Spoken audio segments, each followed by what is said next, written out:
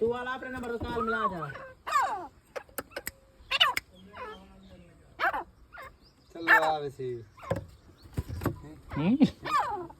हाथ गेंद खेला रहा नहीं पेनी चाहती